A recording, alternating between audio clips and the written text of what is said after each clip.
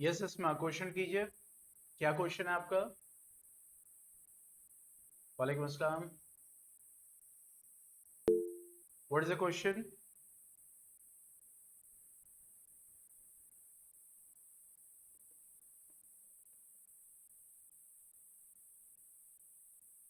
Yes Arisha.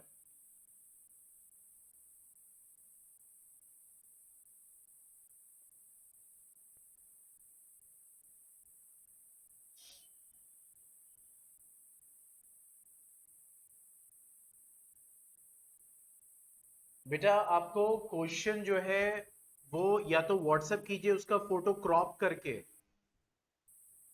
क्योंकि मैं यहाँ पे बुक्स नहीं खोल सकता ना फॉरन फॉरन। जिसको क्वेश्चन करना होता है वो क्वेश्चन जो होता है वो फोटो खींच के और क्रॉप करके, पूरा पेज नहीं,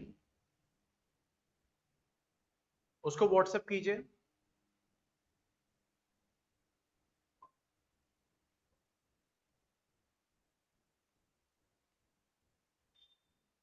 यस अभिषेक, क्वेश्चन क्या है?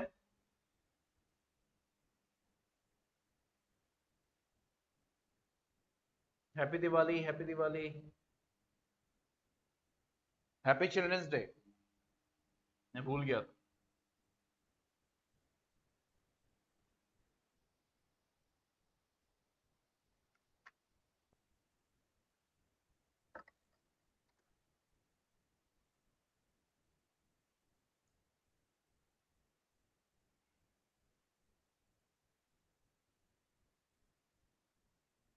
हाँ पूछिए।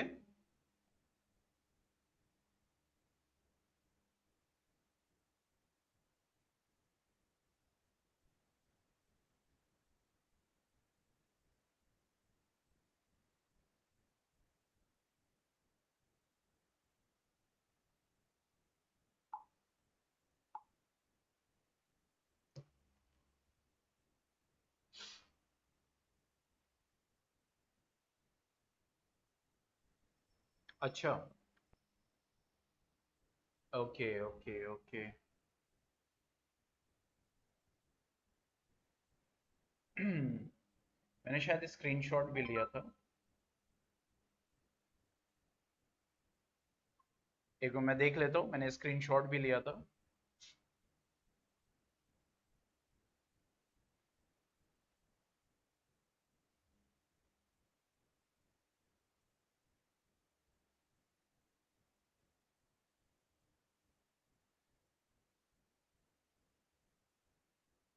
हाँ।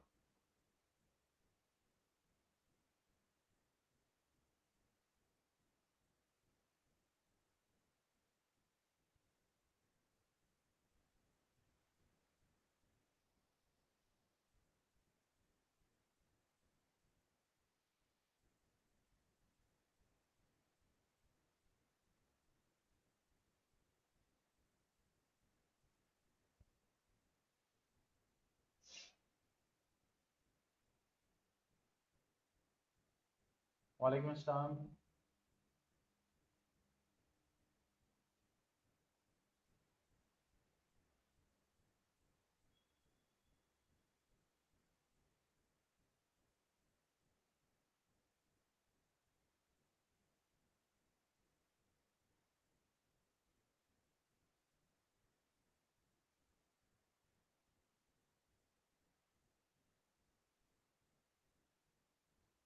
Wait a second, just copying, वो कॉपी हो रहा है अभी।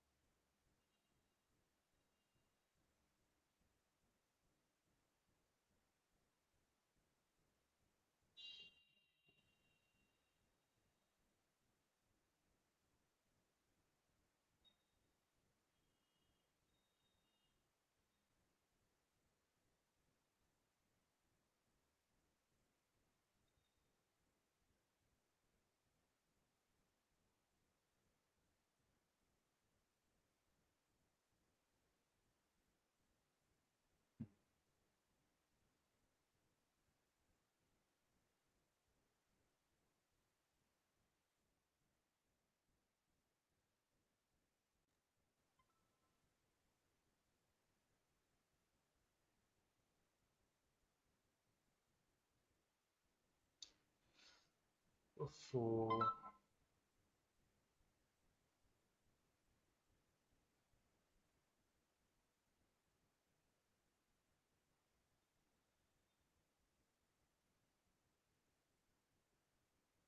ओके, अब देखो यहां पे इस क्वेश्चन में ये बोल रहा था कि दोनों condition, that is first and second. तो सबसे पहले हम सी और डी देखते हैं। ठीक है, देखो सी और डी का मतलब क्या हो गया कि बैटरी का जो नेगेटिव पॉजिटिव टर्मिनल है वो सी और डी से कनेक्टेड है। मतलब अगर आप इसको ऐसे समझें तो सी से टर्मिनल कनेक्टेड है और डी से टर्मिनल कनेक्टेड है, मतलब पॉजिटिव एंड नेगेटिव। तो देखो अगर गौर करो तो यहां पे करंट अगर फ्लो करना शुरू करेगा, ठीक है, तो इसमें जाएगा, इसमें जाएगा, यस, ठीक है, और उसके बाद जो है वो, ठीक है, यहां पे आएगा ऐसे, वो ए और बी में नहीं जाएगा। क्योंकि देखो बेटा मेरे वहां हो गई है साकिब,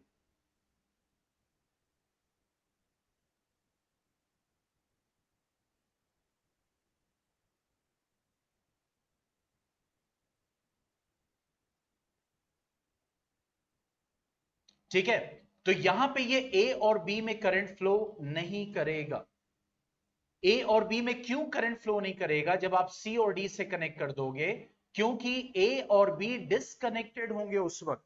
देखो ए और बी यहां पे डिसकनेक्टेड है, सर्किट कंप्लीट नहीं हो रही है, समझ रहे हैं? तो यहां पे ए और बी में करंट नहीं जाएगा, यहां से करंट जाएगा डी टर्मिनल तक, फिर वहां से डिस्ट्रीब्यूट होगा पैरेलल में, फिर सी पे कलेक्ट होके डायरेक्ट इधर आ जाएगा। क्लियर? तो जब यहां सी और डी से कनेक्टेड है तो देखो सी हो गया और ये हो गया आपका डी। फॉर एग्जाम्पल ये है हमारा 3 ओम, ठीक है, और उसके बाद है हमारा 333, लाइक दिस, 3 3 और 3, ये 3 ओम है, this is 3 ohm, this is 3 ohm. Clear? अब यहां पे ये दोनों पे बैटरी कनेक्टेड है तो ए और बी वाला रेजिस्टेंस काउंट नहीं करेंगे। तो ये कितना हो जाएगा? ये देखो ये आपको देगा 3 + 3 + 3, दैट इज 9 ओम, ठीक है, और ये क्या हो जाएगा? दैट इज 3 ओम। ठीक है, अब यहां पे ये दोनों पैरेलल में आ जाएंगे, ये अभी भी सी और डी से कनेक्टेड है, ये पैरेलल में आ जाएंगे, तो ये हो जाएगा आपका, दैट इज, अगर रेजिस्टेंस इन पैरेलल लेना है तो 1/3/1/9, या तो ऐसे ले सकते हैं, ठीक है, या फिर शॉर्टकट क्या होता है, दैट इज अगर दो रेजिस्टर्स दिए होंगे, रेजिस्टेंस इन पैरेलल अगर डायरेक्ट निकालना है तो वो क्या हो जाता है, 3 × 9/3 + 9, यानी वो दो रेजिस्टर्स को हम क्या करते हैं, हम मल्टीप्लाई करके न्यूमरेटर में और ऐड करके डिनोमिनेटर में लिख देते हैं, ये हो जाएगा 27/12 ओम। ठीक है, तो तकरीबन ये आ जाएगा 12 2 24, 3 0 12 3 36, अराउंड 2.2 ओम ये आएगा सी और डी पे। और जब हम ए और बी पे बैटरी कनेक्ट करेंगे तो देखो ए और बी पे बैटरी कनेक्ट करने से क्या होगा, करंट कंप्लीट ट्रांसफर करेगा।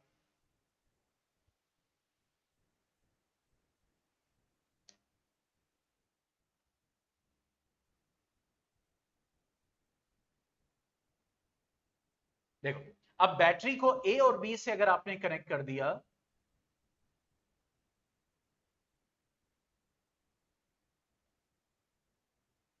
ठीक है, ए और बी से कनेक्ट कर दिया, अब करंट जाएगा, यानी यहां से करंट होता हुआ यहां भी जाएगा इस रेजिस्टर के थ्रू, फिर यहां पे डिस्ट्रीब्यूट हो जाएगा, यहां पे रिकलेक्ट होगा और फाइनली यहां से निकलेगा।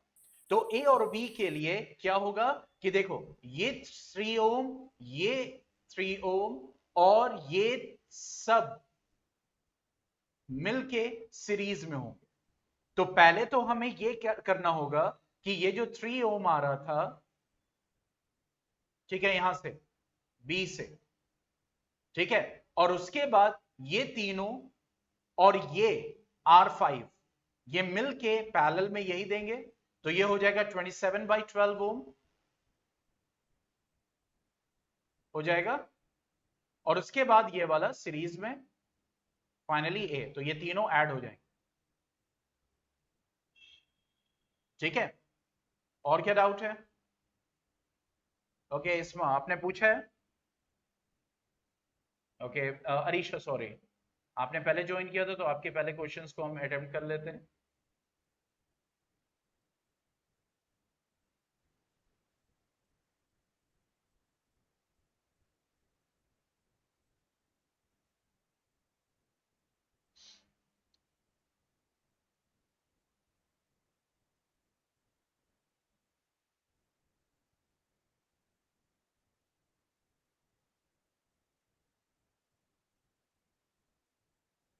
2.4 क्वेश्चन नंबर 5।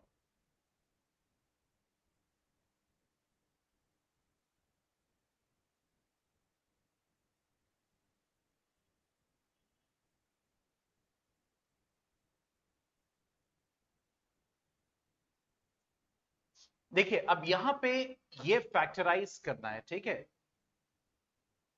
फैक्टराइजेशन में आइडेंटिटीज बहुत इंपॉर्टेंट है, ठीक है। आइडेंटिटीज पता होना बहुत जरूरी है। क्लियर?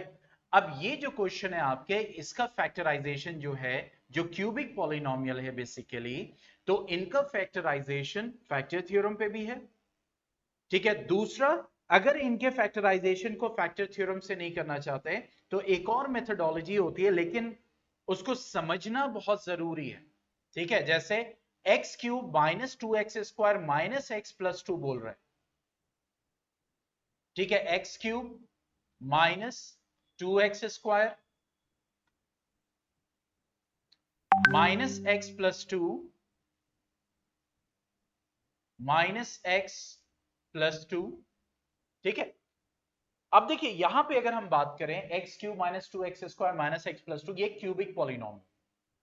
तो क्यूबिक पॉलिनोमियल को जब हम सॉल्व करते हैं तो एक तरीका है फैक्टर थ्योरम का, जो कि बहुत ही बड़ा टाइम कंज्यूमिंग मेथड होता है, ठीक है। कि उसमें हम पता लगाते हैं कि कौन कौन से फैक्टर्स पॉसिबल हैं, फिर उनकी वैल्यूज को पुट करते हैं, जिसमें रिमाइंडर 0 आता है तो उनको फैक्टर चूज करते हैं, ठीक है।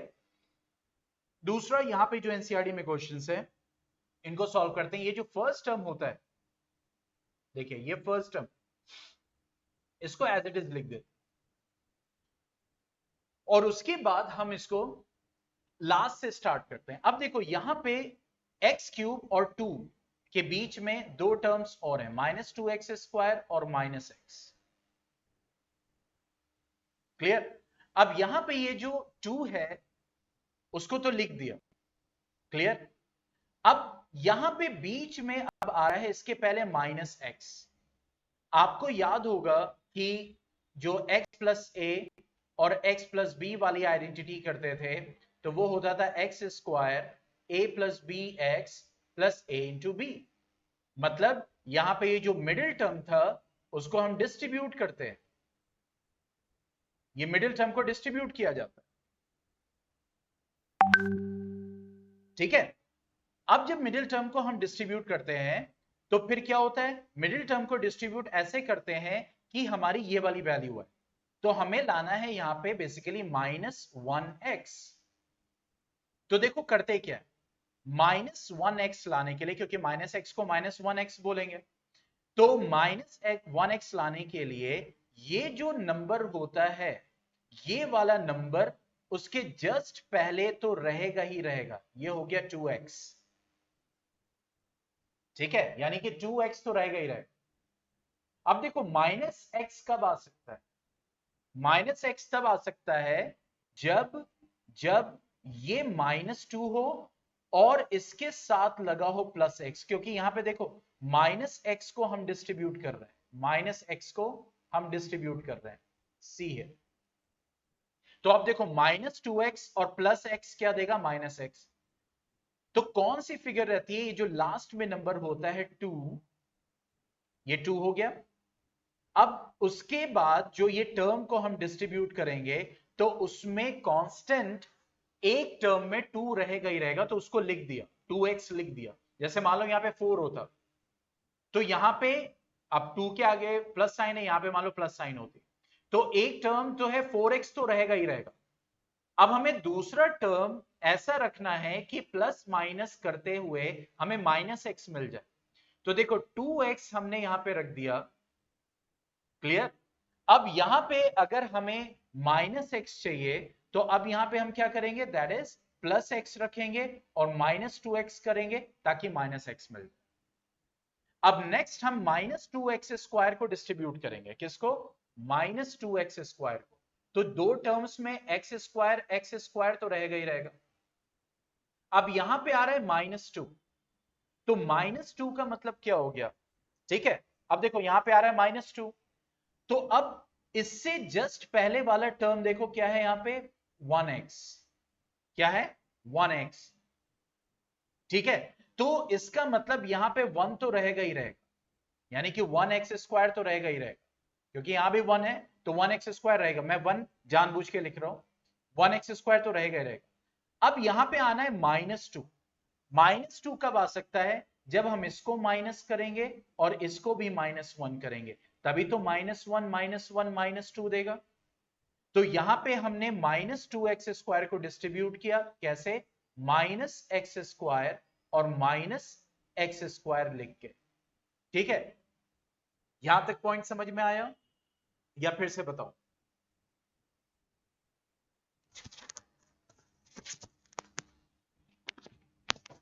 Division method,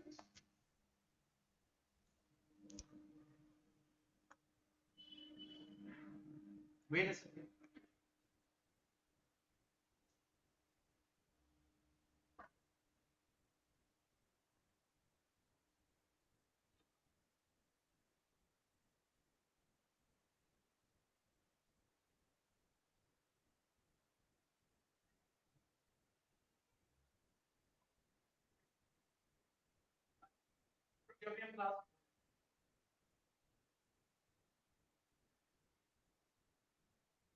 yes Sarisha, division method आप क्या बोल रही हैं, कौन सा डिवीजन मेथड, इसको डिवाइड क्या करना है, फैक्टराइज करना है ना।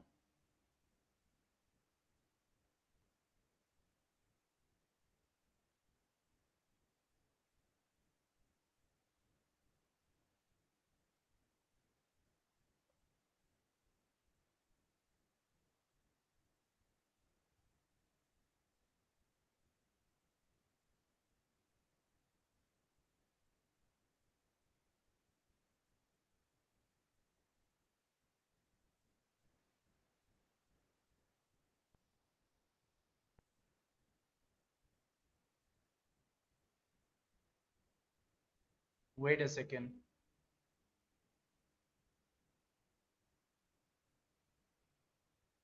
मैं समझ गया आपको क्या बताया गया होगा। चलो देखो, यहां पे दिया हुआ है x³ -2x स्क्वायर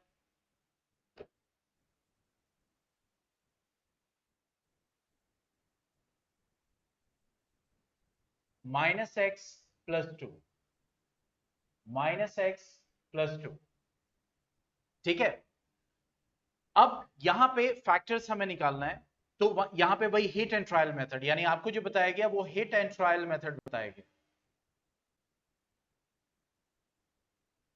अब हम स्टार्टिंग करेंगे, यानी सबसे छोटा, जाहिर सी बात है 1 या तो -1 होगा, तो हम यहां पे 1 पुट करेंगे। 1 पुट करने पे अगर 0 आ गया तो फैक्टर -1 होगा, और -1 पुट करने पे अगर 0 आ गया तो फैक्टर, तो यहां पे हमने इसको पॉलिनोमियल माना इन x, ठीक है। अब मैंने 1 को पुट किया, तो +1 को जब पुट किया तो ये 1³ हो गया, -2 1 स्क्वायर -1 +2, ठीक है। तो ये हो जाएगा 1, ये हो जाएगा -2, ये हो जाएगा -1, ये हो जाएगा +2, कैंसिल आउट हो गया, 0 आ गया। यानी कि पॉलिनोमियल में 1 की वैल्यू वेरिएबल की पुट करने पे 0 आ गया, तो therefore one factor is x +1, sorry x -1। ठीक है, क्यों? क्योंकि देखो पॉजिटिव 1 पुट करने पे 0 आया, इस वजह से x माइनस 1 क्या होगा? फैक्टर होगा। अगर -1 पुट करने पे 0 आता तो x प्लस 1 फैक्टर होता है। अब इसमें क्या करते हैं, अब ये हिट एंड ट्रायल मेथड होता है, एक बार में भी आ सकता है या फिर आपको टाइम लगेगा डिपेंडिंग ऑन द। तो अब यहां पे x माइनस 1 से अब डिवाइड करेंगे उस पॉलिनोमियल को, X cube minus 2x square,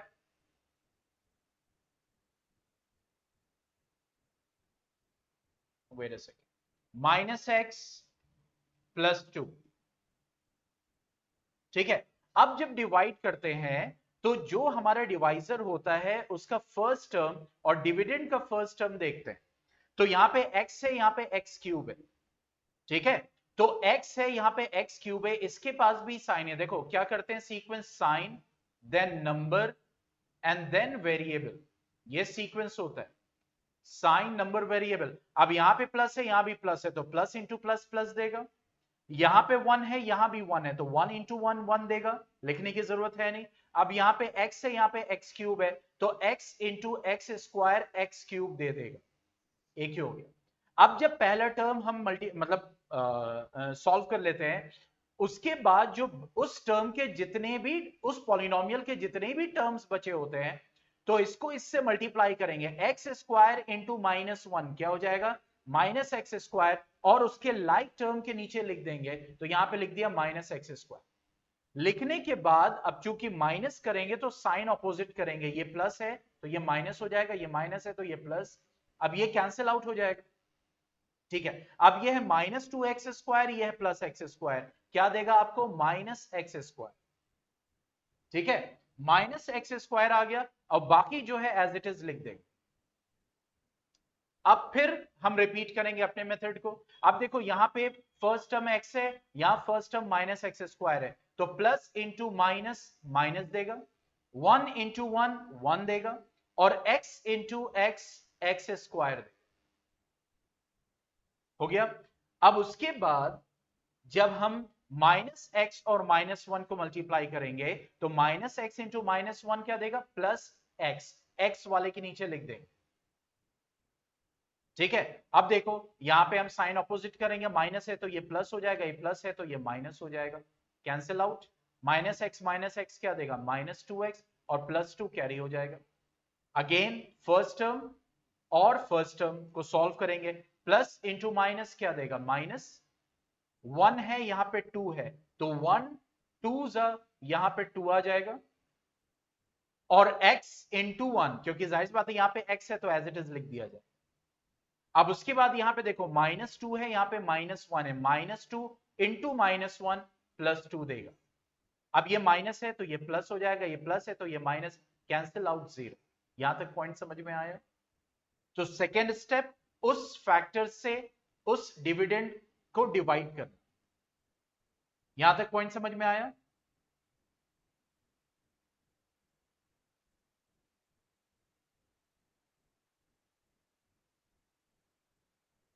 yes Arisha, happy Diwali. Arisha point समझ में आया? ओके, नेक्स्ट स्टेप क्या होगा, ये जो क्वोशिएंट आता है x square minus x minus 2, ये जो क्वोशिएंट आता है, अब इसको आप फैक्टराइज करोगे।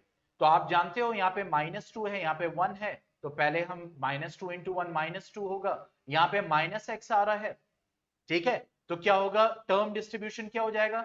Minus 2x plus x minus 2, क्योंकि देखो माइनस 2 प्लस 1 माइनस 1 देगा, और माइनस 2 इंटू प्लस 1 जो है माइनस 2 देगा। ठीक है, तो ये हो जाएगा। अब सॉरी, अब यहां पे हम कॉमन लेंगे, ये दो टर्म, ये दो टर्म, x कॉमन आ गया तो ये हो जाएगा x माइनस 2, और यहां पे दोनों में से कुछ कॉमन नहीं है तो प्लस 1 कॉमन ले लेंगे, क्योंकि जो पहली साइन होती है उसी को कॉमन लेते हैं, तो प्लस 1 कॉमन हो गया, ये आ गया x माइनस 2। तो अब ये जो ब्रैकेट के बाहर है इसको लेंगे एक साथ, x plus 1 into x minus 2, तो ये दो फैक्टर्स आ गए, और ये वाला पहले जो निकाला था, तो यहां पे therefore x cube minus 2x square minus x plus 2 के फैक्टर क्या हो जाएगा? x माइनस 1 x प्लस 1 और x-2। यस सरीशा, और कोई डाउट? ये फैक्टराइजेशन आता है ना बेटा क्वाड्रेटिक पॉलिनोमियल्स का?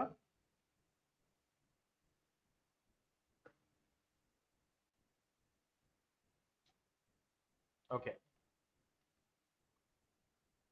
तो बाकी क्वेश्चन हो जाएंगे उम्मीद करते हैं। तो हिट एंड ट्रायल में बेटा यही होता है, अगर एक बार में आ गया फैक्टर तो ठीक है, ट्राई करते रहते हैं। समझ गए? इसीलिए फैक्टर थ्योरम को या फिर जो है आपका जो मैं मेथड बता रहा था उससे जल्दी आ जाता है। बहरहाल कोई उसमें वो नहीं है, जिसमें आप कन्वीनियंट हो। अभी पहले तुम्हारा अभी वाला तो क्वेश्चन बता दूं। यस अरीशा, बाकी क्वेश्चन सॉल्व हो जाएंगे। ट्राइंगल का डाउट तो मुझे भेज दीजिए जब तक मैं साकिब का क्वेश्चन क्लियर कर दूं मैं, क्योंकि सीक्वेंस में मुझे क्लियर करना है।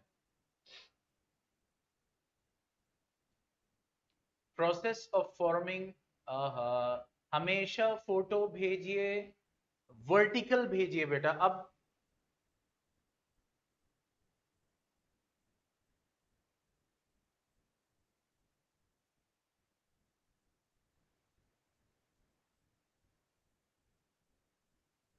ताकि मैं वहीं पे समझा।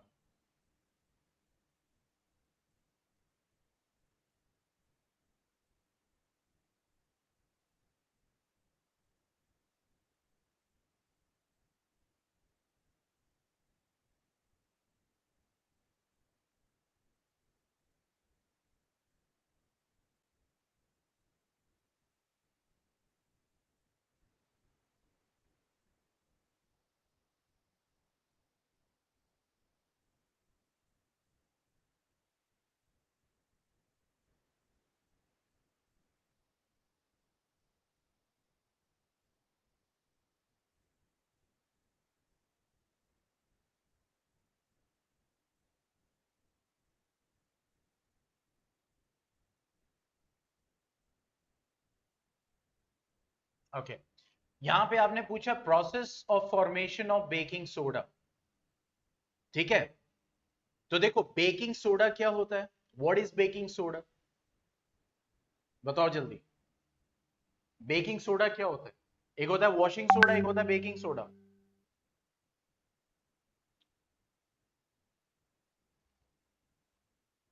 वॉशिंग सोडा होता है आपका सोडियम कार्बोनेट डेकाहाइड्रेट, और बेकिंग सोडा होता है सोडियम हाइड्रोजन कार्बोनेट।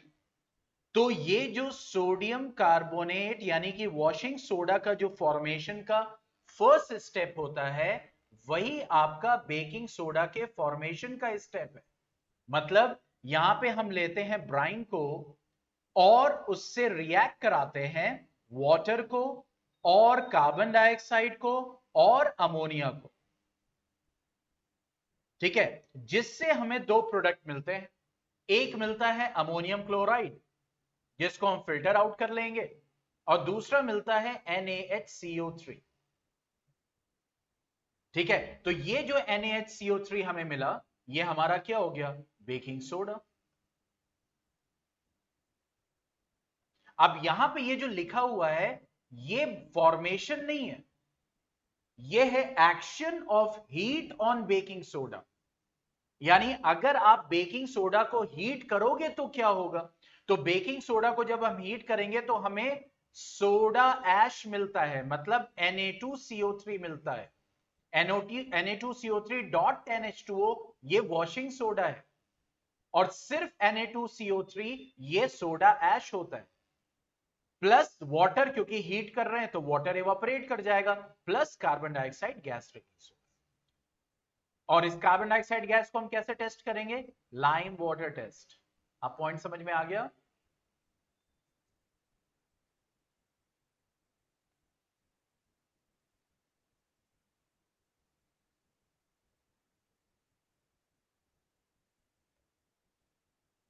तो फॉर्मेशन सिर्फ ये है, formation of baking soda, this one.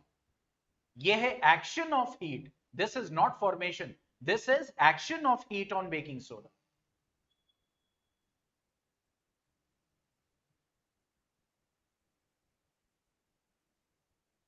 ठीक है, चलिए नेक्स्ट क्वेश्चन को लेते हैं। हाँ हाँ, सब टेढ़ा मेढ़ा भेजा है। 9th and 10th, okay.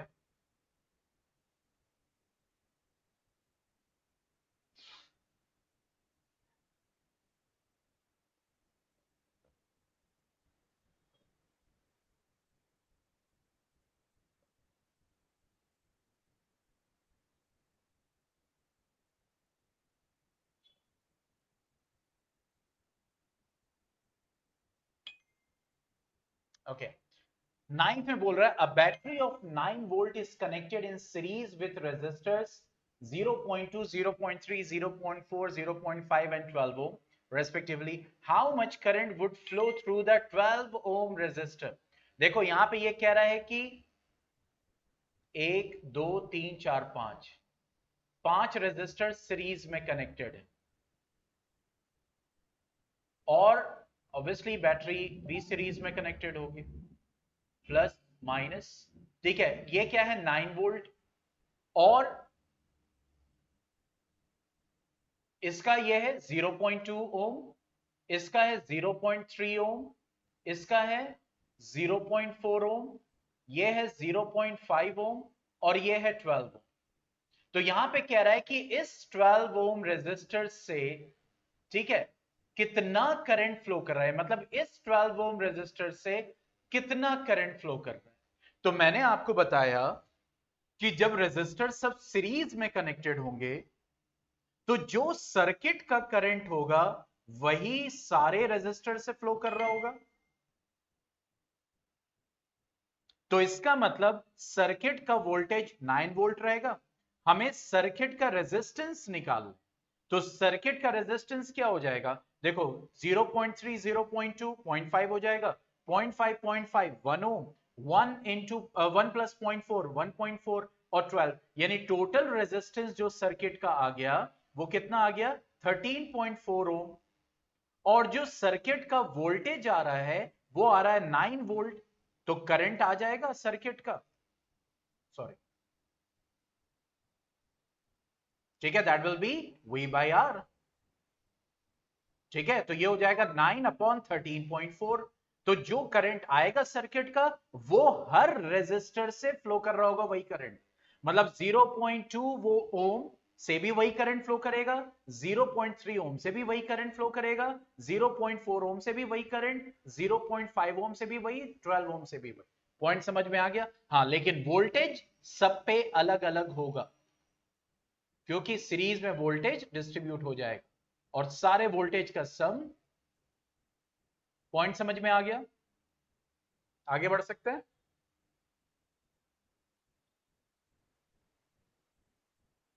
Okay, चलिए नेक्स्ट लेते हैं 10th।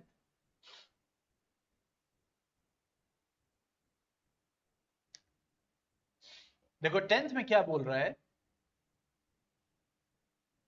10th में ये बोल रहा है compare the power used in the 2 ohm resistor in each of the following circuit: a 6 volt battery in series with 1 ohm and 2 ohm resistor। यानी पहली कंडीशन हम लेते हैं, तो ये कह रहा है कि एक 2 ohm, सॉरी 1 ohm और 2 ohm रेजिस्टर है और उससे कनेक्टेड है 6 वोल्ट बैटरी। ठीक है, तो ये कह रहा है compare the power used in the 2 ohm resistor in each of the following circuits. ठीक है, तो इस रेजिस्टर पे हमें पावर चाहिए। याद रखो मैंने आपसे बोला था जब सर्किट का पूछे, जब सर्किट का पूछे तो सर्किट का वोल्टेज, सर्किट का करंट, जब रेजिस्टर का पावर पूछे तो पावर का फॉर्मूला क्या होता है, VI होता है। पावर का फॉर्मूला क्या होता है, I²R होता है। पावर का फॉर्मूला क्या होता है, V²/R होता है। ठीक है, वोल्टेज आपके पास गिवन है, यानी वोल्टेज गिवन है तो या तो ये फॉर्मूला या तो ये फॉर्मूला हम यूज कर सकते हैं। दूसरा, दूसरा ये जो आपका रेजिस्टर है, रेजिस्टर भी दिया हुआ है, ठीक है, लेकिन आपको ये मालूम है कि ये जो 6 वोल्ट है ये सीरीज में 1 ओम और 2 ओम कनेक्टेड है, तो 1 ओम और 2 ओम पे वोल्टेज अलग अलग होगा ना। ये 6 वोल्ट तो सर्किट का है, ठीक है। तो इसका मतलब अगर मुझे 2 ओम के ऊपर पावर चाहिए, मतलब 2 ओम के रेजिस्टर के ऊपर पावर कितना आ रहा है, तो इस रेजिस्टर का मुझे वोल्टेज चाहिए और इस रेजिस्टर का करंट चाहिए। या तो इस रेजिस्टर का, देखो इस रेजिस्टर का, बार बार मैं इंफेसिस कर रहा हूं, मेरे वर्ड्स पे ध्यान देना, इस रेजिस्टर का वोल्टेज चाहिए या फिर करंट चाहिए। तो ना इस रेजिस्टर का आपके पास अभी करंट है ना अभी वोल्टेज है, पॉइंट को समझना। या तो इस रेजिस्टर का मुझे करंट मिल जाए और इसका रेजिस्टेंस, तो रेजिस्टेंस तो है ही, तो इसका मतलब सिर्फ मुझे करंट चाहिए और करंट हम निकाल सकते हैं, ठीक है। तो करंट कैसे निकलेगा? अब करंट हो जाएगा जो सर्किट का करंट होगा वही 2 ओम का करंट होगा। तो टोटल रेजिस्टेंस सर्किट का कितना होगा? 3 ओम। करंट, सॉरी, रेजिस्टेंस कितना होगा? 3 ओम। वोल्टेज कितना होगा? 6 वोल्ट। तो करंट कितना आ जाएगा? That will be V by R। तो इसका मतलब 6/3 that will give you 2 ampere. तो इसका मतलब इस रेजिस्टर पे करंट कितना है? कितना है? That is 2 ampere. और इस वक्त इसका रेजिस्टेंस कितना है? 2 ओम। तो अब पावर आ सकता है I स्क्वायर R से। तो करंट कितना हो गया? 2 का square into 2, that means 8 what.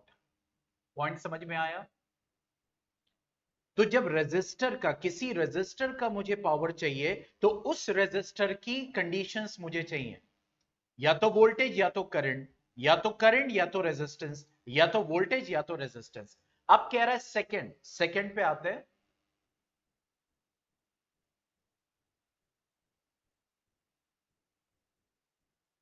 ठीक है, अब इसमें कह रहा है कि एक 12 ओम का रेजिस्टर है और एक 2 ओम का रेजिस्टर है, और वो कनेक्टेड है पैरेलल में 4 वोल्ट बैटरी से। तो अब 2 ओम के ऊपर पावर कितना होगा? तो अब देखो 2 ओम पे वोल्टेज 4 वोल्ट ही रहेगा, तो यहां पे डायरेक्ट मुझे इस रेजिस्टर का वोल्टेज भी मिल गया और रेजिस्टेंस भी दिया है। तो यहां पे मैं डायरेक्ट पावर का formula V square by R लगा दूंगा। तो वोल्टेज कितना हो गया? 4 स्क्वायर, दैट मीन 16। और रेजिस्टेंस कितना दिया हुआ है? रेजिस्टेंस कितना दिया हुआ है? 2। तो कितना हो गया? 8 वॉट। ठीक है, तो देखो 2 ओम का जो पैरेलल में कनेक्टेड है, इस कंडीशन में ये पावर 8 वॉट शो कर रहा है, और यहां पे 2 ओम जो सीरीज में कनेक्टेड है 6 वॉट के, ये पावर कितना शो कर रहा है? That is 8 what. तो इसका मतलब दोनों सर्किट्स में पावर 2 ओम का जो रेजिस्टर है वो सेम शो कर रहा है। कोई कंफ्यूजन?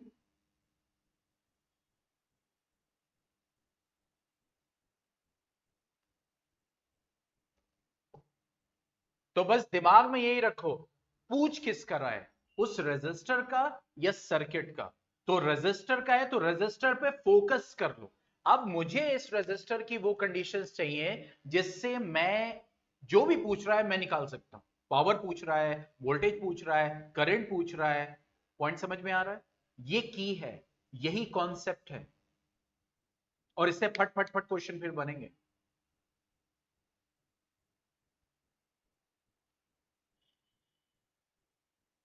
ठीक है, चलो अगला लेते हैं, और बाद में आप रिवीजन भी कर सकते हैं क्योंकि पूरा डीसीडीएच रिकॉर्ड हो रहा है। ओके, इसमें आपने पूछा है 12।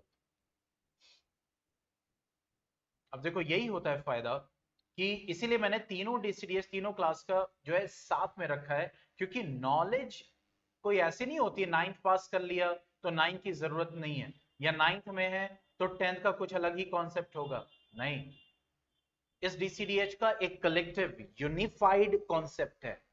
नहीं तो मैं चाहता सब क्लासेस का अलग अलग करता, लेकिन इसके पीछे जो है वो एक पर्पस है, ताकि जिसको नहीं आता वो भी क्लियर हो जाए। 12th ही आई थिंक पूछा है। यस 12। ओके, अब यहां पे कह रहे हैं several electric bulbs design to be used on a 220 volt, यानी ऐसे बल्ब डिजाइन किए जा रहे हैं जो 220 वोल्ट पे काम करें, ठीक है, एंड आर रेटेड 10 वॉट, ठीक है, यानी वो बल्ब, जो ये बल्ब्स हैं जो डिजाइन किए जा रहे हैं 220 वोल्ट पे काम करने के लिए, इनका पावर कितना है, 10 what. How many lamps can be connected in parallel with each other across the two wires if the maximum allowable current is 5 ampere. तो ये कह रहा है कि ऐसे, क्योंकि बल्ब लैंप में ही कनेक्टेड होगा, तो बेसिकली कितने बल्ब्स आप पैरेलल में कनेक्ट कर सकते हो, कितने बल्ब्स कनेक्ट कर सकते हो पैरेलल में, और जाहिर सी बात है जो वोल्टेज दिया जाएगा वो कितना दिया जाएगा, 220 वोल्ट, ताकि उस मतलब जो मैक्सिमम अलाउएबल करंट है उस लाइन से वो कितना होना चाहिए, मैक्सिमम करंट सर्किट में अलाउएबल कितना होना चाहिए, 5 एम्पियर। ठीक है, तो देखो वोल्टेज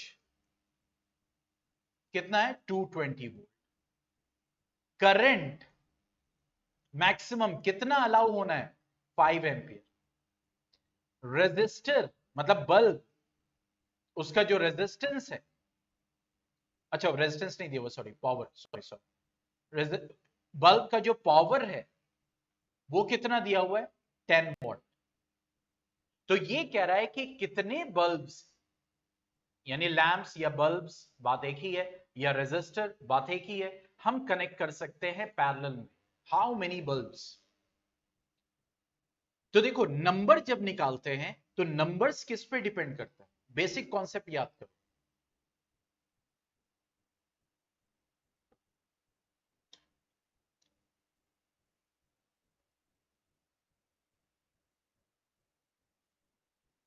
नंबर जैसे मैथ से याद करो कि भाई एक टाइल है, इसका एरिया इतना है, रूम का एरिया इतना है, नंबर ऑफ टाइल्स क्या करते थे, total area of room upon total area divided by one, मतलब divided by area of one tile, यही तो करते थे।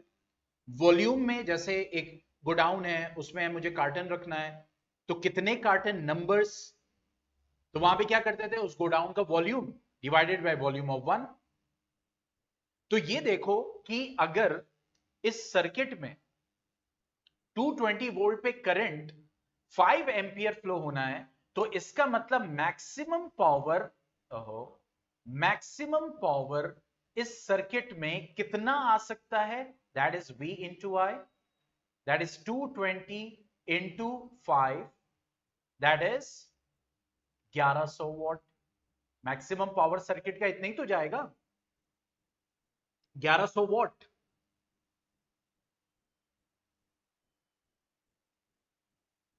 According to the formula VI, क्योंकि ये क्या है, सर्किट का पावर निकाल, क्योंकि यहां पे ये सर्किट का वोल्टेज दे रहा है, यहां पे ये सर्किट का करंट दे रहा है, तो ये जो पावर आएगा ये सर्किट का आएगा।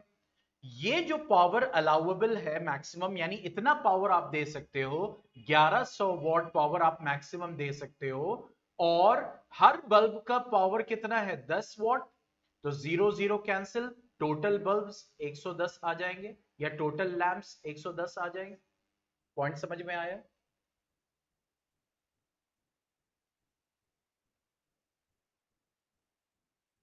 इजी था कि मुश्किल था?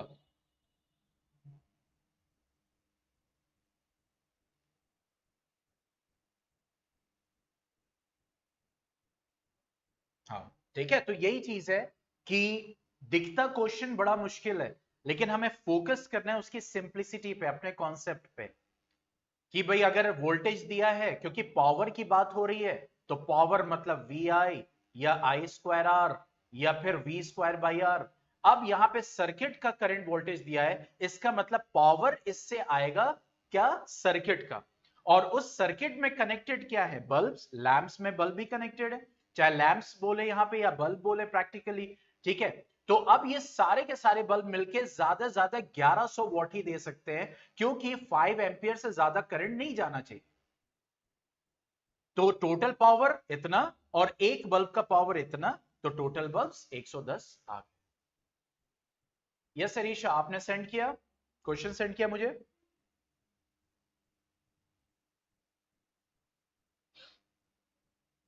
चलिए अब अरीशा का क्वेश्चन ले लेते हैं। Example 7.4 question number 5। अच्छा,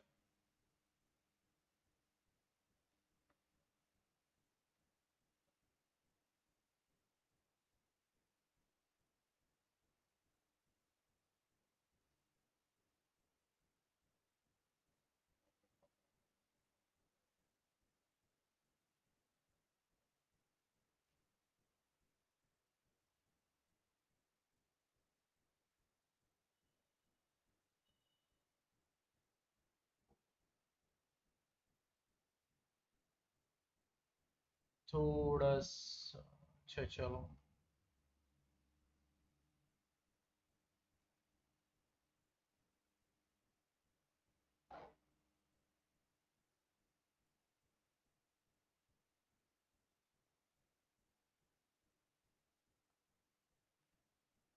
इसीलिए मैंने कहा था अरीशा, उस क्वेश्चन को क्रॉप कर दीजिएगा ताकि क्लियरिटी भी आ जाएगी और मुझे प्लेस करने में भी आसानी हो जाएगी।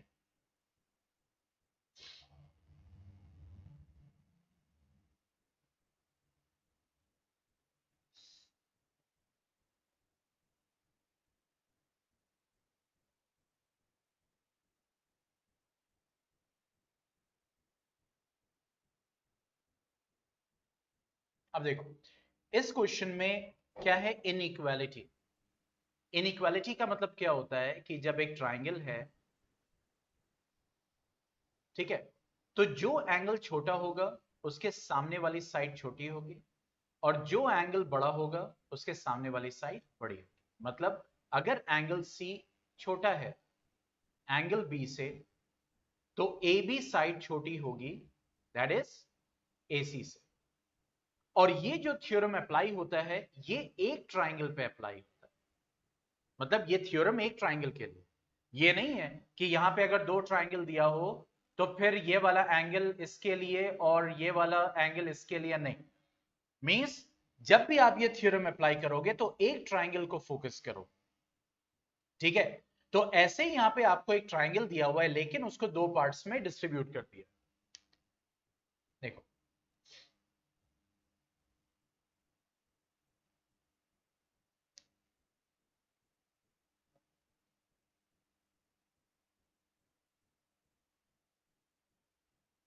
अब यहां पे ट्राइंगल है, ठीक है, triangle P, triangle Q, triangle R, ठीक है, and this one is S. अब देखो यहां पे क्या दिया हुआ है कि P R is greater than P Q, ये दिया हुआ है, P R is greater than P Q, ठीक है, and P S bisects angle Q P R. मतलब ये जो लाइन पी एस है, ये एंगल पी क्यू आर को बाइसेक्ट कर रही है। मैं इसको 1 ले लेता हूं, इसको 2 ले लेता हूं, ठीक है। अब यहां पे जब बाइसेक्टर की बात हो रही है तो हमें यह प्रूव करना है कि पी एस आर, मतलब ये वाला एंगल, मैं इसको रेड से शो कर दे रहा हूं ताकि P S are is greater than angle P S Q. तो जाहिर सी बात है, अगर मुझे एंगल को प्रूव करना है तो ये जो पी एस आर एंगल है, इसके सामने ये वाली साइड लाई कर रही है, और पी एस क्यू के सामने ये वाली साइड लाई कर रही है, ठीक है। और अगर इन दो एंगल्स को हमें प्रूव करना है तो ये जो दो एंगल्स हैं, बेसिकली ये जो दो एंगल्स हैं, ये दो एंगल्स अलग अलग ट्राइंगल में आ रहे हैं। देखो, पी एस आर ट्राइंगल में और पी एस क्यू। तो इसका मतलब क्या हो गया कि हमें दो ट्राइंगल से उठ के एक कॉमन कंडीशन पे आना है, क्योंकि जब हम ये थ्योरम अप्लाई करते हैं इनइक्वालिटी का, वो तो एक ही ट्राइंगल पे अप्लाई करते हैं, लेकिन यहां पे जिन दो ट्राइंगल को बड़ा छोटा प्रूफ करना है वो तो दो अलग अलग ट्राइंगल में लाई कर रहे हैं। तो इसका मतलब वहां पे कॉमन पॉइंट ढूंढना है। कॉमन पॉइंट का मतलब क्या हो गया, जैसे a is equal to B है, पॉइंट को समझना, और a is equal to C है, तो b और c भी तो इक्वल हो जाएंगे, यस और नो?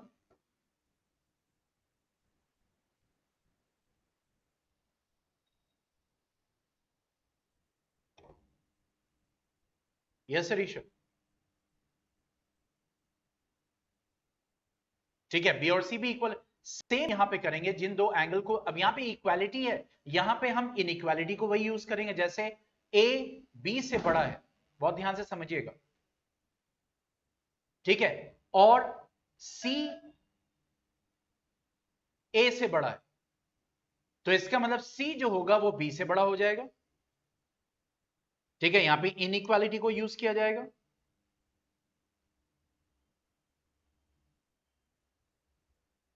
ठीक है, तो यहां पे जब हम प्रूफ करेंगे, एक और चीज मैं आपको बताता हूं, दूसरा कॉन्सेप्ट जो हमेशा याद रखिएगा, ये मान लीजिए आपको लेफ्ट हैंड साइड और राइट हैंड साइड पे वैल्यूज इक्वल रखनी है, पॉइंट को समझना, वैल्यूज यानी कि अगर मैं कहूं यहां पे 5 + 2 7 आएगा ना, तो राइट हैंड साइड पे भी 7 आना चाहिए, तो अगर मैं इसको 2 करूंगा तो ये वैल्यू क्या होगी, यहां पे क्या लिखूंगा मैं ब्लैंक में, वैल्यूज अगर सेम रखनी है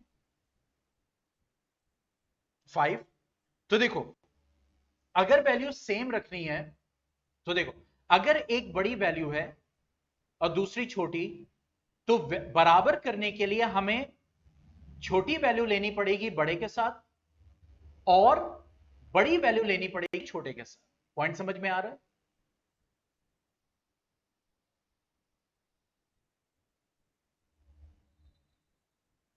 ठीक है, जैसे अगर मैं यहां पे करूं a + b, इसी को 5 और 2 को a और b मानो, = c + d, according to this relation यहां पे a जो है वो c से बड़ा है, देखो a जो है, मैं दूसरा पेन ले ले, a जो है वो c से बड़ा है, या a की जगह है, ये b की जगह, ये c की जगह, ये d की जगह, तो देखो a जो है वो c से बड़ा है, तो बराबर करने के लिए, तो देखो b को जो है, जो a के साथ रहेगा, b को छोटा होना पड़ेगा और d बड़ा हो जाएगा, देख रहे हो? पॉइंट समझ में आ रहा है जहां मैं ले जाने की कोशिश कर रहा हूं आपको?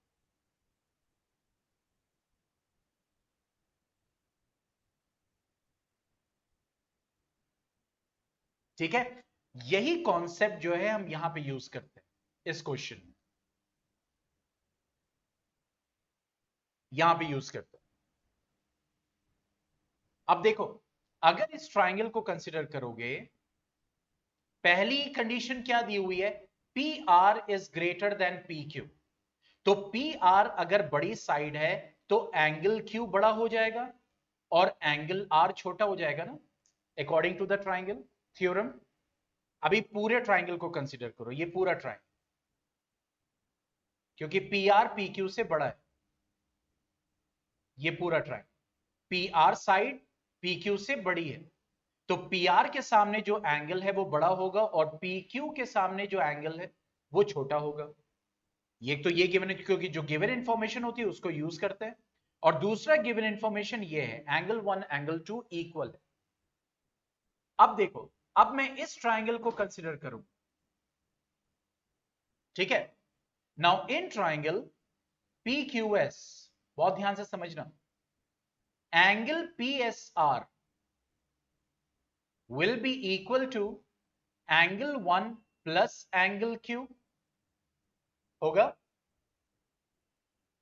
देखो exterior angle property of a triangle, यानी एक ट्राइंगल का जो एक्सटीरियर एंगल होता है वो इंटीरियर दो के सम के बराबर होता है।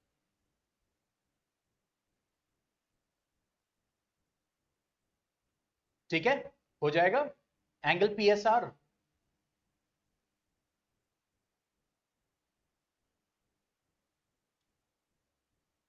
ठीक है, एंगल 1 एंगल 2 बराबर है ना, तो एंगल 1 के रेस्पेक्ट में लिख लूंगा मैं, angle 1 = P S R minus angle Q, बहुत ध्यान से समझना है इसको, ये 1 कर दिया, बहुत इजी है।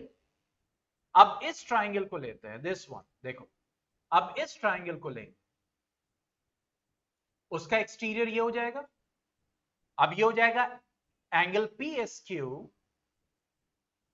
इज इक्वल टू, देखो ये एक्सटीरियर हो जाएगा एंगल 2 प्लस एंगल आर, और इसको जब रीअरेंज करेंगे तो ये हो जाएगा एंगल 2 के रेस्पेक्ट में क्यों लिख रहे हैं, एंगल 1 के रेस्पेक्ट में क्यों लिख रहे हैं? क्योंकि एंगल 1 एंगल 2 इक्वल गिवन है, तो इक्वेशन हम बना लेंगे ना। तो एंगल 2 क्या हो जाएगा?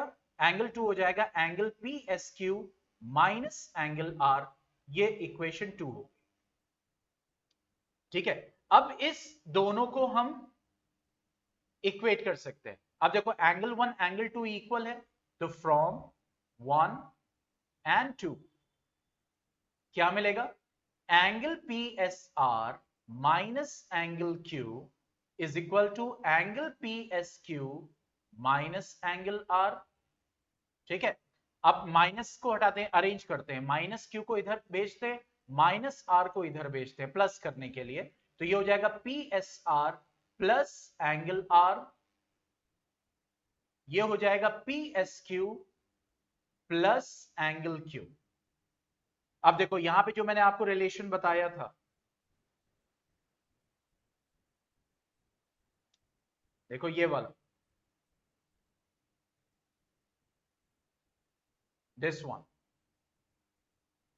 ठीक है, अब देखो यहां पे पी आर बड़ा था, पी क्यू साइड छोटा था, तो हमें यहां से ये पता चल गया कि एंगल क्यू बड़ा है एंगल आर से, एंगल क्यू बड़ा है एंगल आर से। तो याद करो एंगल ए बड़ा था सी से, तो जो बड़ा होता है उसका जो काउंटर होता है वो छोटा हो जाएगा। तो अगर एंगल क्यू बड़ा है एंगल आर से, तो क्या हो जाएगा? Since angle Q is greater than angle R, so this implies that angle P S Q, क्योंकि एंगल क्यू के साथ एंगल पी एस क्यू है, ये छोटा हो जाएगा एंगल पी एस आर से। या फिर आप ये कह सकते हो angle P S are is greater than angle P S Q. Proof कर दिया? पॉइंट समझ में आया?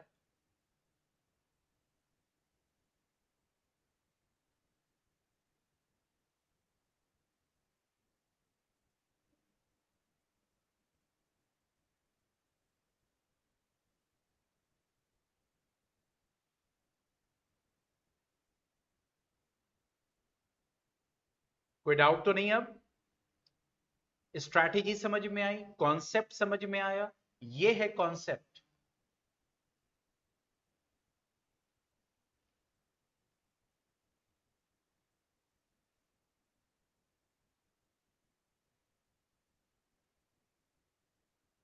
Okay, good.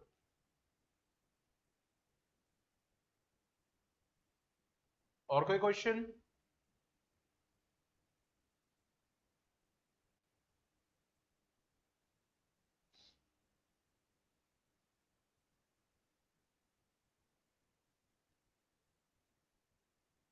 बेटा बताया तो, और कौन सा है? और मेरे पास इसके अलावा मैंने सब तो बता दिया। क्वेश्चन नंबर 12 जो आपने पूछा था, 9 10 बता दिया था, फॉर्मेशन ऑफ बेकिंग सोडा सब तो बता दिया मैंने। फैक्ट्रीज, कौन सा फैक्ट्रीज?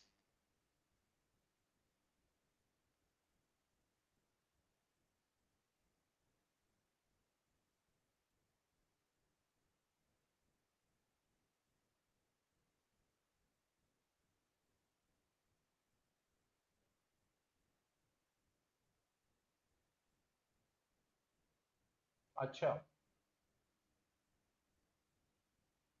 देखो उसमें ये करते हैं, हालांकि वो डिपेंड करता है फैक्टर्स के ऊपर। ठीक है, x cube minus 2x square minus क्या था, एक्स प्लस 2, ये था।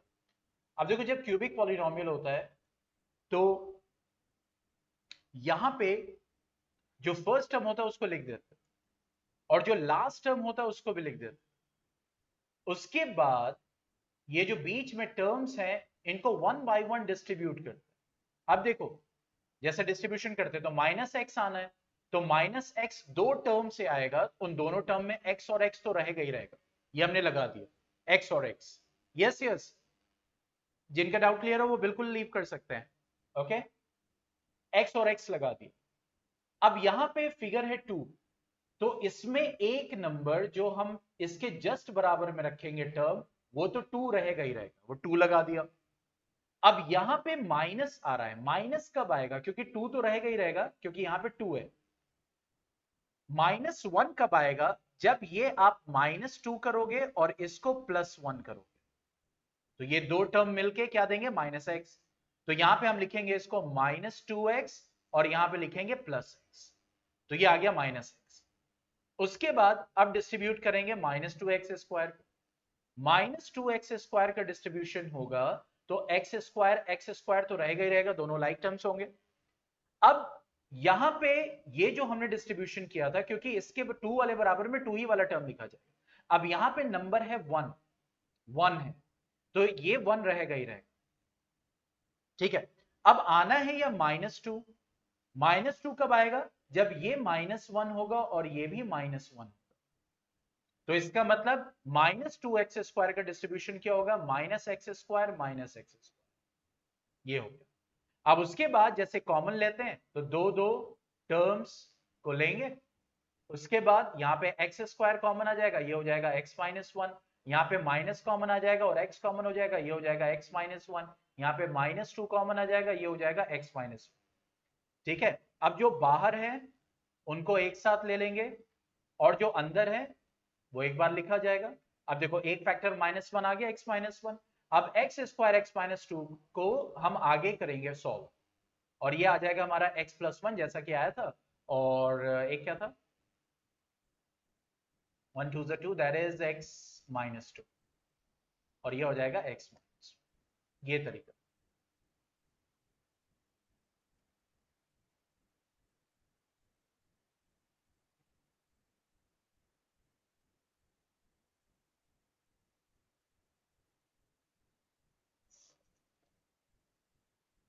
ओके। अच्छा, एक और चीज मैं बताता हूं।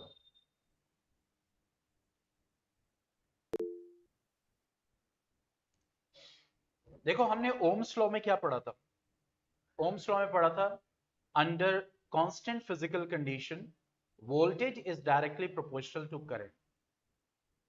मतलब वोल्टेज बढ़ाओगे तो करंट बढ़ेगा, वोल्टेज घटाओगे तो करंट घटेगा। यस और नो?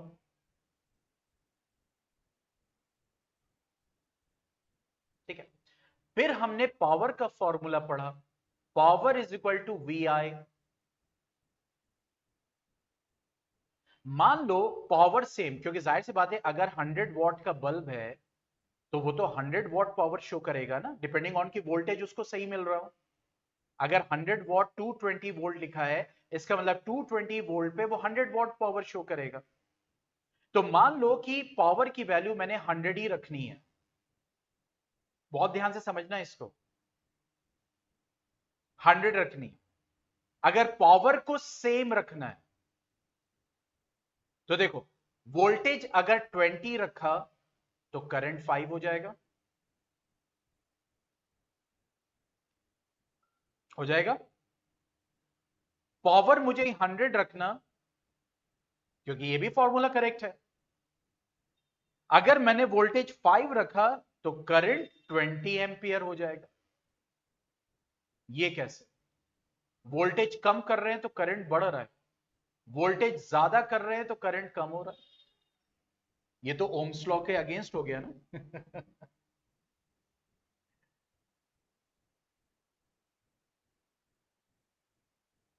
देखो, ये ओम्स लॉ के अगेंस्ट नहीं है। बेसिकली जो वोल्टेज हम निकालते हैं, जो वोल्टेज होता है, ये अक्रॉस द एंड्स होता है, ठीक है। और इसीलिए क्या होता है कि जो लंबे लंबे तार, यानी कि एक गांव से दूसरे गांव बिजली भेजी जाती है, इसी वजह से उसका वोल्टेज कम किया जाता है, ताकि वोल्टेज उसका कम, क्योंकि वहां पे जो डिवाइस है उसका पावर तो सेम रहना है ना। तो voltage in the transmission line, voltage in the transmission line is different than the voltage across the ends. Point समझ में आ रहा है? यहां पे जो ओम्स लॉ वोल्टेज की बात करता है, ये अक्रॉस द एंड्स, मतलब चार्ज ट्रांसफर कर जाएगा from one point two the next point. तो ओम्स लॉ जो बात करता है वो अक्रॉस द एंड वोल्टेज, तो अक्रॉस द एंड वोल्टेज तो वही रहेगा, जैसे मिसाल के तौर पर कि ये है, ठीक है, अब यहां पे ये मैंने पेन रखी है, मैंने इसको यूं कर दिया, तो एक तरफ ज्यादा हाइट है एक तरफ कम हाइट है, तो इसको पोटेंशियल डिफरेंस मिल गया। तो अब ये जब मूव करेगी तो बीच में जो हाइट्स हैं, ठीक है, तो बीच में जो इसको वोल्टेज मिल रहा है वो डिफरेंट है, वो कहलाएगा voltage in the transmission line, जो यहां पे बात हो रही है।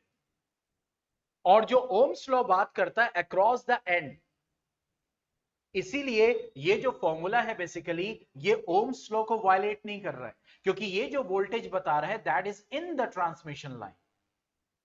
जब ये करंट यहां से यहां तक पहुंच जाएगा तो अगर फाइनल वोल्टेज आप कैलकुलेट करोगे that will B same 220।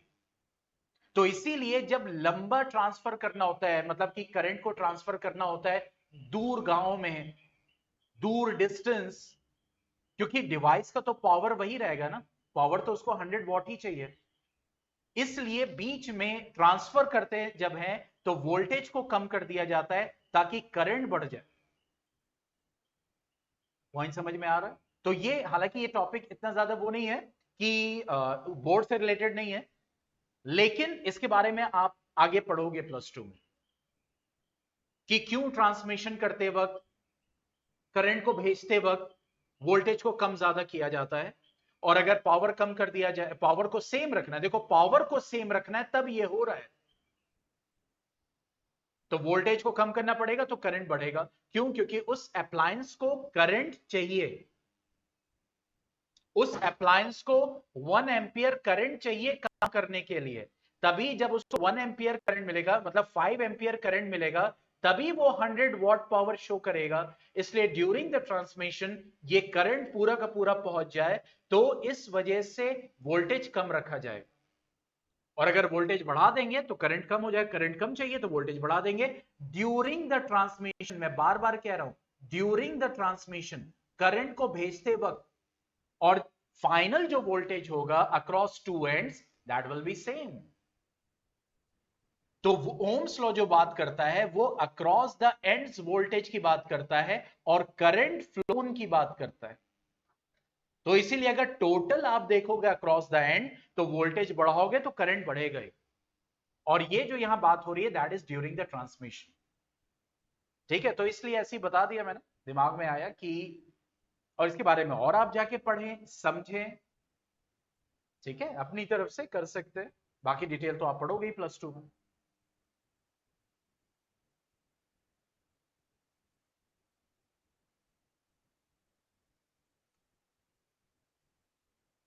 Sir difference between potential difference and electric potential difference.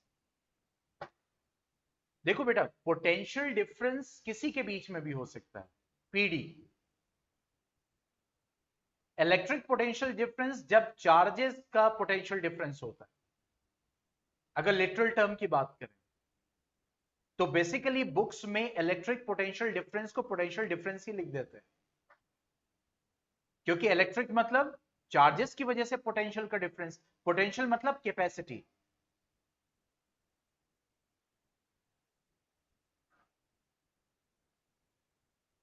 ठीक है, देखो मैं तुम्हें दिखाता हूं, अक्सर कंफ्यूजन होता है क्योंकि जब डिफरेंट डिफरेंट बुक्स देखते हैं, पोटेंशियल डिफरेंस तो एक जनरल टर्म है, लेकिन उसको समझने के लिए और आसान करने के लिए देखो मैं आपको दिखाता हूं।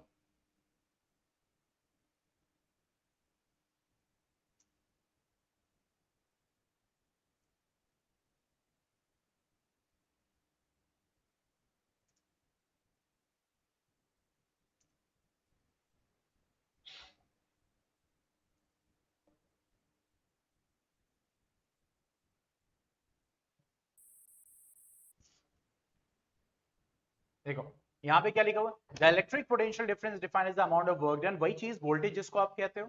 ठीक है, in other words the potential difference defines the difference in the electric potential, समझ रहे, of the two charge bodies. Clear? Means अगर हम बात करें यहां पे लिटरल टर्म की, तो पोटेंशियल डिफरेंस बेसिकली जो, जैसे मिसाल के तौर पर मेरे कैपेसिटी है, मेरा पोटेंशियल है कि मैं 100 किलो उठा सकता हूं, मान लो आपकी कैपेसिटी है कि आप 200 किलो उठा सकते हो, तो आपके और मेरे पोटेंशियल में डिफरेंस है कि नहीं?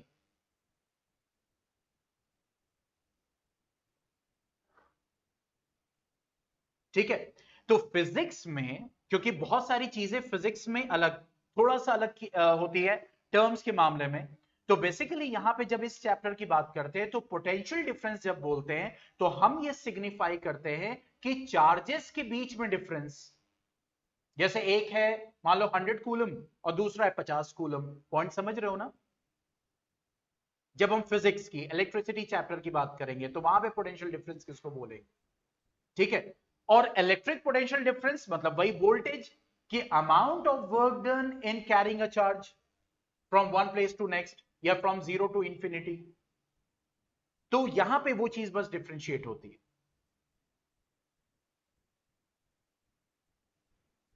आई थिंक अब क्लियर हो गया होगा। हाँ, तो फिजिक्स में इलेक्ट्रिसिटी चैप्टर में ये टर्म इसीलिए यूज होता है। तो जब वोल्टेज आप लिखोगे तो आप पोटेंशियल डिफरेंस नहीं लिखोगे, आप इलेक्ट्रिक पोटेंशियल डिफरेंस लिखोगे।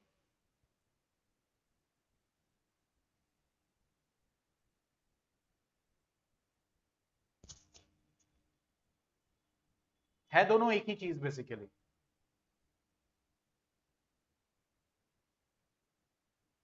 मतलब अगर हम कॉमन टर्म में देखें तो इससे पहले जो बता रहे फिर से बता दीजिए कौन वाला।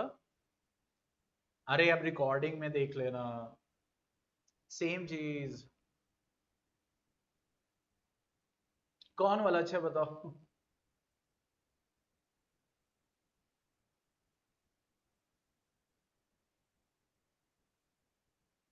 पावर वाला, वोल्टेज। हाँ वो रिकॉर्डिंग में देख लीजिएगा। भाई 2.5-3 GB जो जाएगा ये पूरा जो 1.5-2 घंटे का जो डीसीडीएच होगा। हाँ भाई, और कोई क्वेश्चन? मैं अवेलेबल हूं।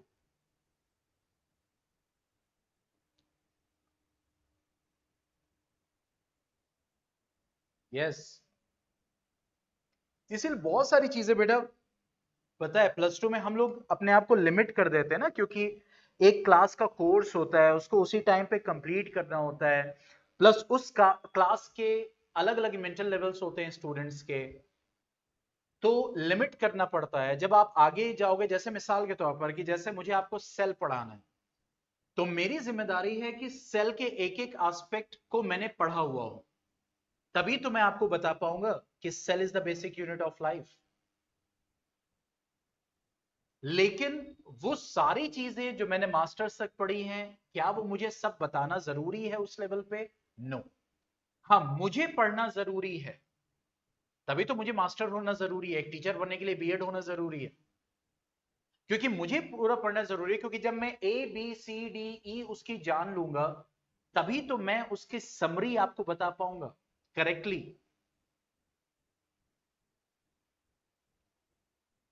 जैसे एंडोप्लाज्मिक रेटिकुलम प्रोटीन सिंथेसिस में मदद करता है, तो प्रोटीन सिंथेसिस की जब डिटेल मुझे पता होगी तभी तो मैं आपको एक वर्ड बोल पाऊंगा 9th क्लास में कि हाँ बेटा एंडोप्लाज्मिक रेटिकुलम प्रोटीन सिंथेसिस करता है और राइबोसोम उसमें मदद करता है। लेकिन बैकग्राउंड में मेरे माइंड में वो सारी इंफॉर्मेशन होनी चाहिए, ये मेरी जिम्मेदारी है। हाँ, अगर कोई 9th क्लास में पूछेगा सर प्रोटीन कैसे सिंथेसाइज होता है, मुझे वहां पे रुकना पड़ेगा। हाँ, +2 में कोई मुझसे पूछेगा तो क्यों? क्योंकि वहां पे ये पढ़ाया जाता है। ठीक है, तो मेरे ऊपर जिम्मेदारी बनती है कि मैं जो चीज पढ़ाऊं उसकी डिटेल मुझे पता होनी चाहिए, ताकि तभी मैं आप तक करेक्ट इंफॉर्मेशन पहुंचा सकता हूं। जैसे वोल्टेज और करंट का मैं चाहता तो वहां बता सकता था ना ये वाला कॉन्सेप्ट, लेकिन मैंने वहां पे नहीं बताया। क्यों? क्योंकि ओम्स लॉ ही काफी है सारे स्टूडेंट्स को समझने के।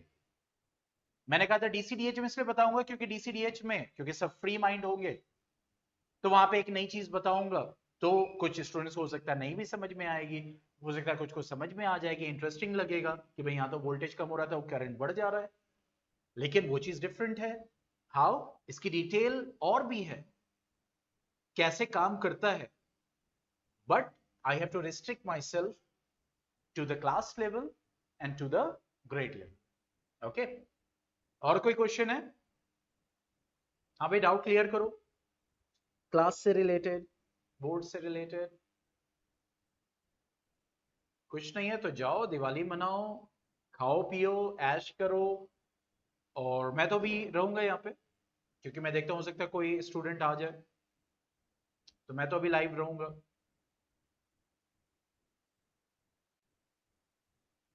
ओके, अल्लाह हाफिज, अस्सलाम वालेकुम।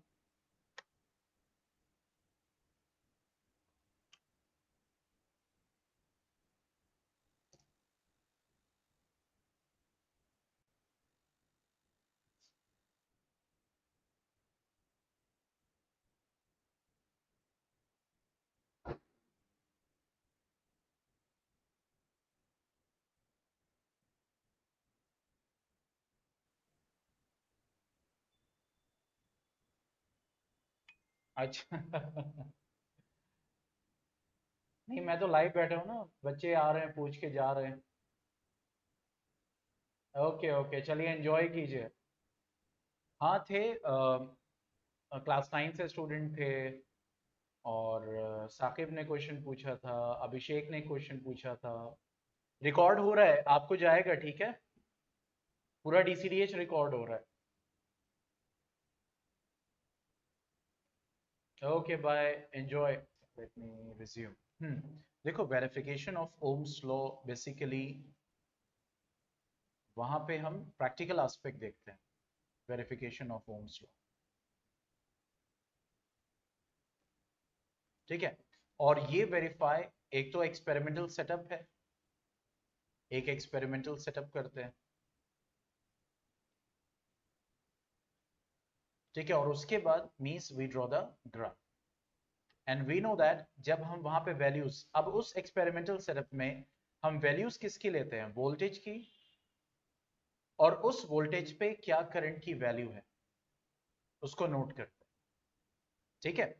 और जब उनको पॉइंट करते हैं, मान लीजिए हमने वोल्टेज लिया 10 20 30 40 50, और उस पर करंट की वैल्यू आई है, आपके एमीटर में शो कर रहा है, ठीक है। तो वो वैल्यू पे मान लीजिए 10 वोल्ट पे कोई वैल्यू आई, 20 वोल्ट पे कोई वैल्यू आई, 30 वोल्ट पे कोई वैल्यू आई, तो हम ग्राफ्स को, यानी पॉइंट्स को लोकेट कर देते हैं। उसके बाद जब हम ज्वाइन करेंगे, if it is coming straight line, that means your experiment is correct, and because voltage or current, Ohm's law, that will give you what, a straight line. अब एक्सपेरिमेंटल सेटअप में, क्योंकि हमें वेरिएबल रेजिस्टेंसेस अगर चाहिए, तो हम rheostat भी use करते हैं। तो यहाँ पे मुझे बनाना पड़ेगा, मैं आपका टाइम सेव कर देता हूँ, जल्दी से इसको बता देता हूँ।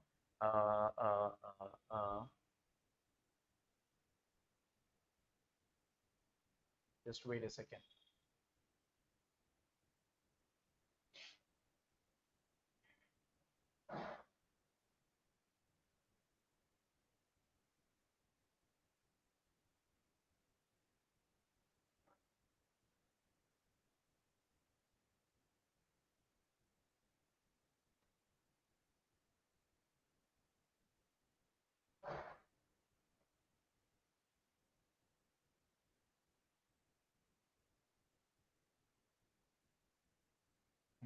दिस इज द सेटअप,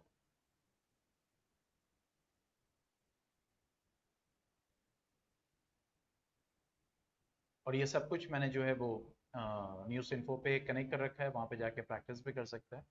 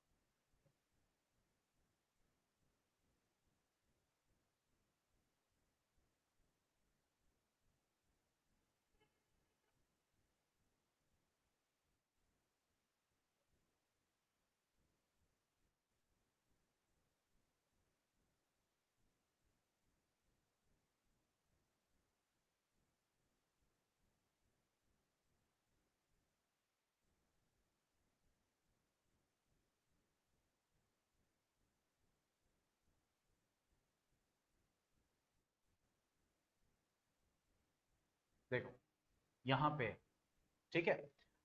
अब देखो यहां पे हम कनेक्ट कर रहे हैं, एक बैटरी कनेक्ट किया है, एक रियोस्टेट कनेक्ट किया। रियोस्टेट क्यों? बिकॉज वेरिएबल रेजिस्टेंसेस चाहिए। फिर उसके बाद हम एक रेजिस्टर को कनेक्ट कर देते हैं, ठीक है। और सीरीज में एमीटर को, और जो पैरेलल है उसमें वोल्ट मीटर को हम कनेक्ट कर देते हैं, ठीक है। तो अब यहां पे हम क्या करेंगे, क्योंकि डिफरेंट डिफरेंट रेजिस्टेंस के वैल्यू पे अगर हम रेजिस्टेंस को चेंज करेंगे, ठीक है, तो जाहिर सी बात है रेजिस्टेंस चेंज करेंगे तो वोल्टेज और करंट पे, अगर वोल्टेज आपने कांस्टेंट रखा हुआ है तो ऑब्वियसली क्या होगा, करंट पे फर्क पड़ेगा। अगर करंट कांस्टेंट रखना है तो वोल्टेज पे फर्क पड़ेगा। लेकिन यहां पे हम फोकस्ड हैं वोल्टेज और करंट पे, तो इसलिए रियोस्टेट में हम रेजिस्टेंस की वैल्यू क्या रखेंगे, सेम रखेंगे। और फिर हम वोल्टेज को वहां पे चेंज करेंगे, वहां पे डिवाइस होता है जहां पे वोल्टेज को चेंज करते हैं। जैसे जैसे वोल्टेज को हम चेंज करेंगे, उस वोल्टेज पे जो करंट यहां पे सर्किट में शो कर रहा है, उस करंट को नोट करते हैं। यानी मान लीजिए 10 वोल्ट पे मान लीजिए 1 एम्पियर, 20 वोल्ट पे 2 एम्पियर, मींस कि वो हम नोट करते चले जाते हैं। उसके बाद जब हम नोट करते हैं तो फाइनली ये देखो, यानी 0 वोल्ट पे 0 एम्पियर, 2 वोल्ट पे 0.5 एम्पियर, क्योंकि वो पेज लोड नहीं हो पाया था, तो वहां पे डिवाइस होता है जहां पे वोल्टेज हम चेंज करते हैं, ठीक है। मींस हम वोल्टेज की वैल्यू को चेंज कर सकते हैं।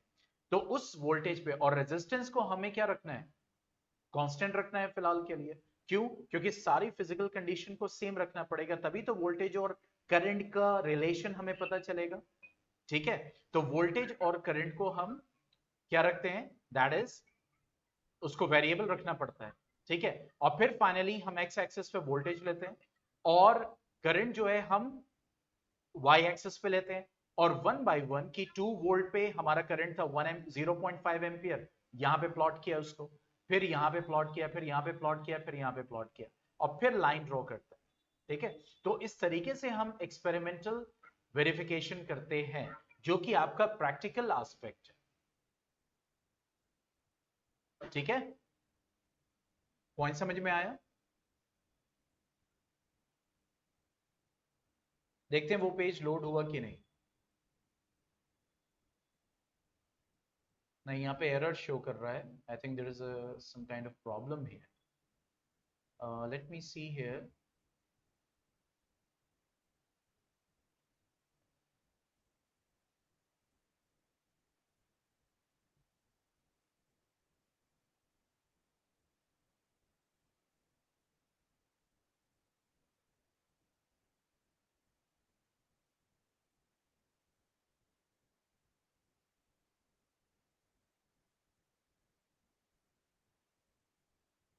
देखो सीरीज और पैरेलल के भी यहाँ पे साइमुलेशंस लगे हुए हैं, ठीक है, जो आप बेसिकली एक्सपेरिमेंट करते हो। शायद ये वाला खुल जाए, और I think it will work. Oh, it's showing the error. चलो किसी और दिन उसको एक्सप्लेन कर देंगे।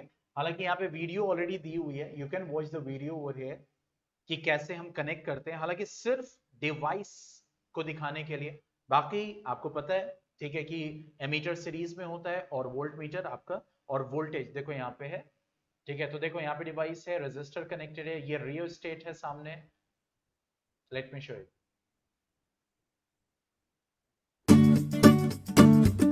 Operators find the most efficient way to meter. The given resistor procedure must be connected in parallel to the voltage. अब देखो यहाँ पे ये रियोस्टेट है, ठीक है।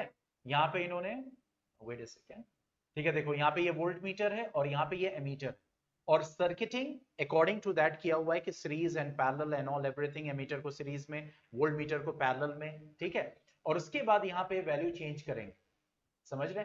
जब आप वोल्टेज को यहाँ पे चेंज करोगे तो यहाँ पे करंट की वैल्यू चेंज होगी, तो फिर जो वोल्टेज पे जो करंट आ रहा है वो नोट करते हैं, फिर उसके बाद ग्राफ ड्रॉ करते हैं। अगर ग्राफ स्ट्रेट लाइन आया, इसका मतलब आपका एक्सपेरिमेंट करेक्ट। और इस रियोस्टेट पे ये जो ब्लैक पोर्शन है, आप इसको चेंज करोगे तो रेजिस्टेंस की वैल्यू चेंज करेंगे, लेकिन एक एक्सपेरिमेंट में आपको रेजिस्टेंस की वैल्यू सेम ही रखनी है ना। अगर आप दोबारा उसको ट्राई करना चाहते हैं दूसरे रेजिस्टेंस पे, आप ट्राई कर सकते हैं। Is that clear?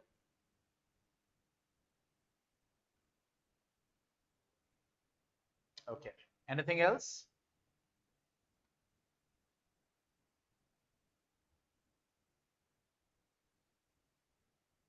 ओके, वालेकुम अस्सलाम।